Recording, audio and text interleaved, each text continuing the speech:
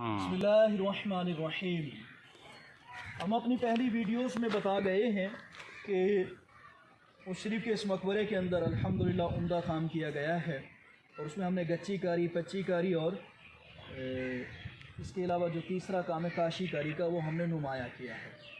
अच्छा, ये जो पच्ची कारी और इसके अलावा काशी कारी है, इन दोनों के अंदर फूल बना दिए जाते हैं या इसके अलावा बेलें बना दी जाती हैं, टहनियाँ बना दी जाती हैं, मतलब बागीचे की कोई ना कोई एक किस्म इन चीज़ों से बना दी जाती है। अब वो चीज़ जब बन जाती है उसे कह देते हैं गुलकारी, उसे कहते हैं गुलकारी। गुलकारी की मिसाल हम आपको इस पच्ची कारी काम में दिखा सकते हैं कि मुकम्मल जो है ना वो आप ऊपर तक देखें, देखते ही चले जाएं तो कहीं पे अगर आपको फूल नज़र आएगा पच्ची कारी के काम में, तो पच्ची कारी काम के अंदर ही उसे हम कह देंगे कि पच्ची के अंदर गुलकारी की गई है। अच्छा, इसके अलावा जो दूसरी चीज़ है वो दूसरी चीज़ है कि जो काशी कारी का काम है, जैसे ये काशी कारी का काम, काशी कारी के काम में आप देखें अंदर ये गुल बना हुआ है, ये भी गुल बना हुआ है, ये भी गुल बना हुआ है। ऊपर की बड़ी टायरों में आप देखें, उसमें देखें तो ये सारा गुल बना हुआ है, यानी फूल बना हुआ है।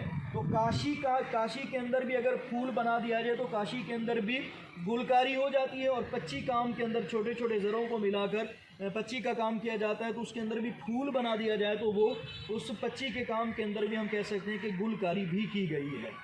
अच्छा, पूरे काम को, काशी के पूरे काम को काशी कारी भी कह दिया जाता है, पच्ची के काम को पच्ची कारी भी कह दिया जाता है, लेकिन बारीकी में जाएं तो फिर हमें उसके अंदर मज़ीद गुलकारी या इसके अलावा हमें कुछ और मिसालें मिल जाती हैं। अच्छा, एक और चीज़ भी वाज़ेह करना चाहूँगा, ये जो बारीकी का काम है, ये लकीर यूँ जा रही है, फिर इसकी नोक बन रही है, इसकी मतलब मेहराबी शक्ल बन रही है, पूरा फूल बन गया है, या इसके अलावा ये डिज़ाइन यहाँ से ऐसे शुरू हो रहा है। इस बारीकी के काम को, ये काम बारीकी के अंदर भी किया जाता है ना, तो बारीकी के काम को हम देखें तो ये बारीकी का काम भी है। मिसाल के तौर पर ये पत्थर यहाँ पे और ये यहाँ पे हो सकता था, लेकिन करने वाले ने मुकम्मल बारीकी को रखा, एहतियातों को रखा और एहतियातों के बाद इसको मुकम्मल एक असली शक्ल में लेकर आए हैं। तो इस मुकम्मल बारीकी को, तवज्जो को और खूब मुकम्मल गहराई में जाके काम करने को मीनाकारी कहते हैं। बिल्कुल बारीक काम को जिसके अंदर नफासत हो, उम्दगी हो, खूबसूरती हो, फ़नकारी मज़ीद उजागर हो, तो ऐसे काम को मीनाकारी कहते हैं। तो ये पूरा काम कह सकते हैं मजमूई एतबार से मीना के तर्ज पर भी है कि इसके अंदर एक एक चीज़ को उसकी जगह पर बारीकी के साथ फिट कर दिया गया है, तो मीनाकारी इसे कहते हैं।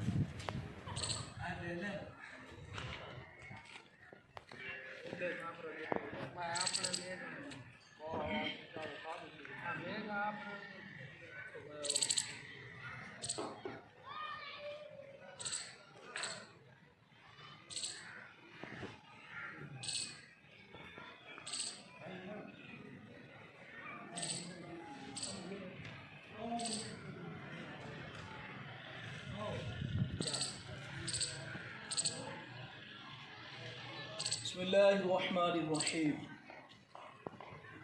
हम इस वक्त मकबरा बीबी चिवंदी के अंदरूनी हिस्से में खड़े हैं। यहाँ पर आप देखें, बैरूनी मंज़र आपको मैंने दिखा दिया, उसके अंदर किए गए काम की वज़ाहत भी कुछ मुख्तसर कर दी है।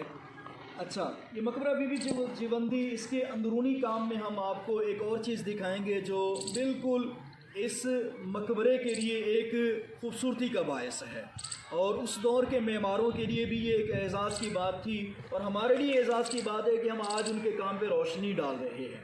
आप थोड़ा करीब आइए तो मैं आपको बताना चाहूँगा कि लफ्ज़ कारी के साथ उससे पहले कुछ अल्फाज लगा दिए जाते हैं, जैसे पच्ची कारी, गुलकारी, मीनाकारी, कंदाकारी, तो काशी कारी, गच कारी, ये सारे अल्फाज फ़न तामीर के लिए इस्तेमाल होते हैं, इसके लवाज़िमात के लिए। लेकिन इसके अंदर एक और लफ्ज़ भी इस्तेमाल होता है, चोबकारी।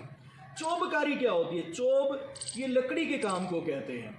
लकड़ी के काम को हम अगर देखें तो लकड़ी का काम खूबसूरती में बहुत ज़्यादा उम्दा होता है, उम्दा तरीके से किया जाता है। इसके अंदर खूबसूरती का लिहाज रखा जाता है, उसकी पायदारी का भी लिहाज रखा जाता है। कभी कभी ऐसी इमारतों के अंदर चोबकारी का काम भी किया जाता है ताकि एक तो उसकी बनावट, तर्ज़ तामीर और ख़ूबसूरती के अंदर जान पैदा हो, दूसरे नंबर पे उस इमारत की मजबूती के लिए कभी कभी लकड़ी का इस्तेमाल भी कर दिया जाता है।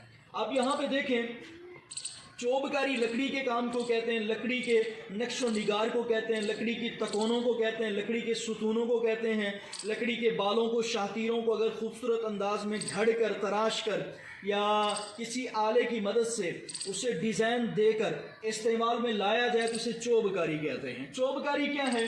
चोबकारी की मिसालें आप यहाँ पर देखें। ये सारा आपको गोलाई में जो नज़र आ रहा है, ये गोलाई में जितने लट्टू हैं, ये लट्टू आप देखें, और ये लट्टू भी कसीर तादाद में हैं। ये पहला काम इस मकबरे के अंदर ये लट्टू का किया गया। ये गुलाई के अंदर ये शातीरों के नीचे छोटे से लट्टू बनाए गए, नोक वाले खूबसूरत, घड़ कर। यकीनन ये किसी बढ़ई ने अपने फ़न को इस्तेमाल कर दिया और बता दिया कि आज से 6 सदियाँ पहले, 5 सदियाँ पहले इस काम के जानने वाले ज़िंदा थे और इस काम की नौइयत को समझते थे।